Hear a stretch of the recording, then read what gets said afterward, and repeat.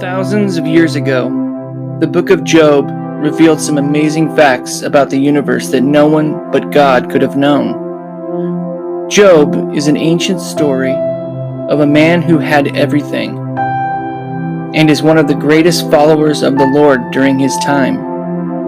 However, his life takes a turn and disaster strikes. He therefore blames God, which begins a lengthy conversation between Job and God. During these exchanges, we learn some interesting facts about the stars above us, facts that no one in any way could have ever known in the times of antiquity, especially during the times of Job. Open the Bible to Job 38:31 through 32, and God speaks to Job, and he says, "Canst thou bind the sweet influences of Pleiades, or loose the bands of Orion? Canst thou bring forth Mazzaroth in his season? Or canst thou guide Arcturus with his sons?" But if you take a closer look, we learn a few things about these stars that scientists have only discovered recently. Let's break this apart and focus on the first question God asks. Canst thou bind the sweet influences of Pleiades? God is basically challenging Job.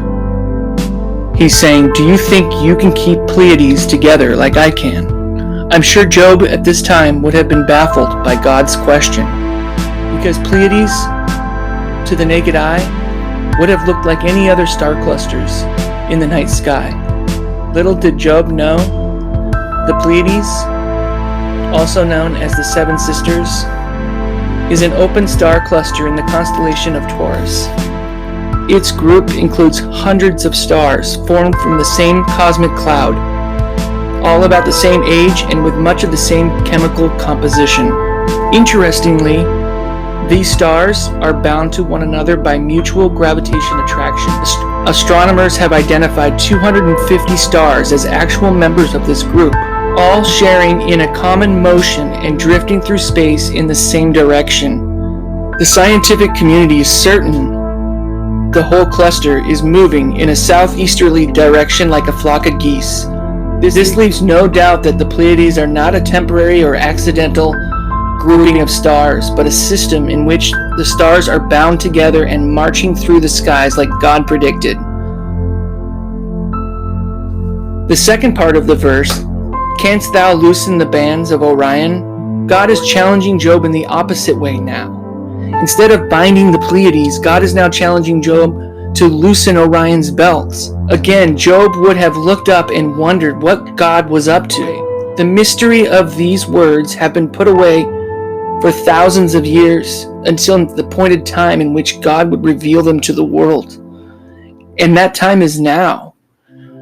Because we look closely at some of the work being done by astronomers and we discover something amazing. Orion's belt is formed by two stars, Anliham and Mintaka, and one star cluster, Anlitak. Anlitak is actually a triple star system at the eastern edge of Orion's belt. These stars, along with all the other stars forming Orion, are not gravitationally bound like those in Pleiades. Instead, the stars of Orion's belt are heading in different directions. While at the present time consists of an almost perfect straight line, will not remain intact for long. In fact, in the course of time, the two right-hand stars, Mintaka and Anliham, will approach each other and form a naked eye double, but the third, Alnida, will drift away eastward so that the belt will no longer exist. Over time, Orion's belt will be loosened just as God said it would be in the book of Job. Now we go to the last section of the verse. God described Arcturus, one of the brightest stars in the night sky. God challenged Job to guide Arcturus with his sons. Or, can you direct Arcturus where you would like it to go, Job?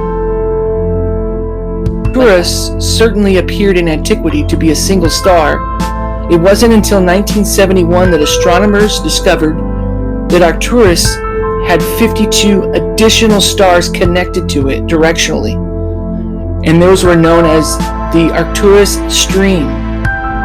Interestingly, God described Arcturus as having suns, and later astronomers have discovered that those suns were in fact 52 additional stars bound together with Arcturus. But there's more. Arcturus is one of the greatest suns in the universe, traveling at more than 100 miles per second. Earth itself only travels 12 miles per second, so you can imagine the speed at which the star system is moving. Plus, Arcturus is not moving on the plane of the Milky Way, but rather perpendicular, dropping into the Milky Way like a single drop of water splashing through the plane of still waters below. Its high velocity places Arcturus in a very small class of stars that apparently are a law unto themselves. Isaac Newton gave the velocity of a star under control as not more than 25 miles per second, and Arcturus turns out to be going much faster than that. The Arcturus stream is not gravitationally bound to the Milky Way and is just passing through en route to the Virgo cluster of galaxies. So for now, we can say farewell to Arcturus, the runaway star.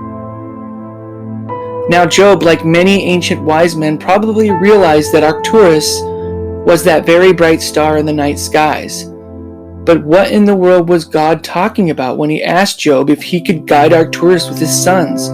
How could he have sons? And how could Job possibly guide a star? What strange questions for God to be asking a mere mortal man. But now we see clearly that God was describing exactly what was happening in the heavens above.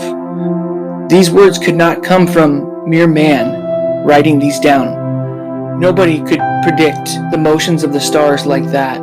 It is absolutely a miracle that those words were written there thousands of years ago.